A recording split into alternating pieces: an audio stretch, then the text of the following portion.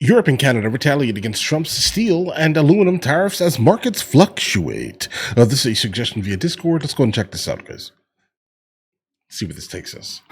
Good evening and welcome. The President Trump-led trade war rocking both friends and foes tonight. Washington slapping global trading partners with a 25% hike in tariffs paid on steel and aluminum imports. The move invited swift retaliation from the EU and Canada, which placed retaliatory trade duties on roughly $21 billion of U.S. products, from computers to water heaters.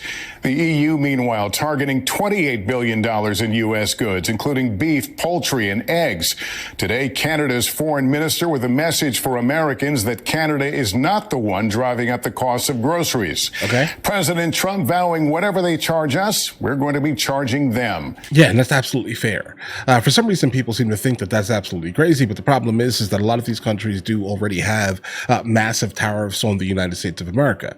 But apparently they got so used to being allowed to tariff us, but we couldn't tariff them, that now everyone is kind of up in arms about this here, guys, right? So if the EU specifically has multiple tariffs on us, we should absolutely, in fact, have the same thing on them. Those should be the rules here, guys, right? Fair is fair, no? President Trump vowing whatever they charge us, we're going to be charging them. On Wall Street, the market volatility over recession worries eased as the rate of inflation slowed in February. Wall Street ending the day mixed. Our Gabe Gutierrez reports tonight from Canada. Welcoming Ireland's Prime Minister to the Oval Office. Very good news. President Trump touting today's better-than-expected inflation numbers. Inflation is way down. Oh, yeah. And it's based on what we've done. But tonight, his trade war is escalating. Canada and the European Union slapping new retaliatory tariffs on the U.S., including the EU hitting Kentucky bourbon and Harley-Davidson motorcycles with 50% tariffs. Well, the president's latest round of tariffs took effect, 25% on steel and aluminum imports from around the world. The European Union treats us very badly. Consistently. They have for years. President Trump saying today he'll consider raising the tax on cars imported from Europe, which is currently 2.5%. The EU tariff on imported American cars is 10%. So exactly, guys, exactly. Like this is the problem here. All right. Like if he's talking about raising it, there's obviously most likely a reason why he's looking to do so. The EU, in fact, taxes our American cars in an excessive manner, guys. It's time that we do the same to them until they stop it, guys. Today, he'll consider raising the tax on cars imported from Europe, which is currently 2.5%. The EU tariff on imported American cars is 10%. So whatever they charge us, we're charging them. If they charge us 25 or 20% or 10% or 2% or 200%, then that's what we're charging them. There's nothing more fair than that. Stephen Capone employs 100 people making steel products in Massachusetts and supports Trump's new tariffs. He says cheaper Canadian steel has decimated his business. We have to revitalize our industry, our economy. We can't rely on foreign imports for anything critical. But Trump's new tariffs are devastating for Canada. In the working class city of Drummondville, manufacturing is huge, and about 18% of the jobs here are linked to the U.S. What would your message be to President Trump? Stop the tariff. Jean-Francois Nadeau has worked at Matritech, a metal processing company, for 25 years. Okay. At one point yesterday, President Trump threatened 50% tariffs on steel and aluminum. What is this uncertainty doing to you? It's giving us, we are kind of becoming crazy right now.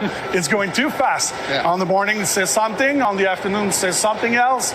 And don't get him started on Trump floating the idea of annexing Canada, making it the 51st state. The first time was, is making a great joke. Now it's not a joke anymore. It's always a joke. It's always been a joke. We're not looking to annex Canada, guys. Is making a great joke.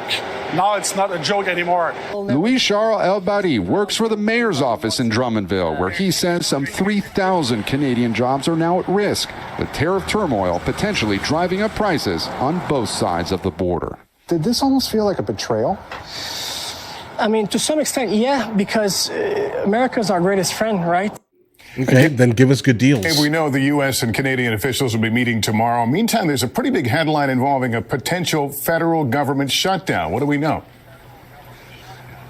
That's right, Lester. Senate Republicans need at least 7 Democrats to support their funding bill to keep the government open. But tonight, top Democrat Chuck Schumer just said the GOP does not have the votes, indicating Democrats are prepared to block the Republican bill with a deadline on Friday. Lester? All right, Gabe Gutierrez, thank you. Christine Romans is here. We saw the markets close mixed after falling earlier in the week, and people wondering about the state of the economy. What can you tell us? You know, Lester, this was the first welcome news markets have had in days here. Annual inflation improving to 2.8%, getting a little closer to normal. But the context here is so important. The trade war underway is not yet reflected in these numbers. You know, take today's new tariffs on aluminum and steel and look at this chart from Barclays Bank. It shows a typical car is 50% steel, 11% aluminum. That's part of why there are forecasts that the average price of a car sold in the U.S. could rise by thousands of dollars. Absolutely. So while Wall Street seemed to calm down a little today, given that the president has promised more tariffs to start just weeks from now, it's the months ahead that could see some real changes in the prices people pay. It's going to be a while before we see how this plays out. That's right. All right, guys, that's over.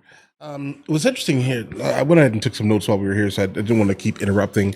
The good idea would be to not absolutely rely on every single thing, specifically if it's like detrimental to our success in the world, right? We should not be looking to, rely on other countries exclusively for some of these things. Like if you pay attention to what one of the governors, I have no idea what they call themselves in Canada, the ones who run basically a province, right?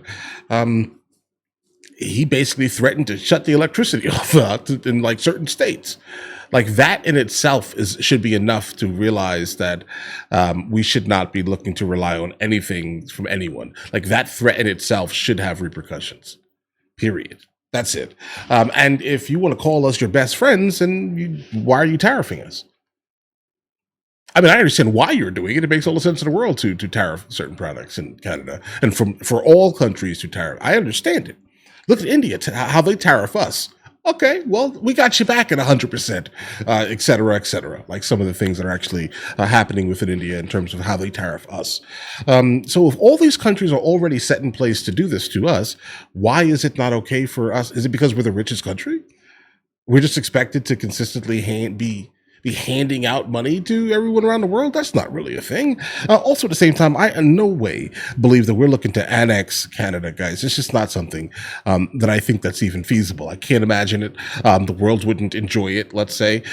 King Charles, their head of state, would also not be too partial to it. We have history. You know what I'm saying here?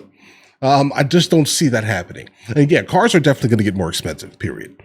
So again, hold on to your vehicles as long as they can. Maybe you just don't need that brand new vehicle.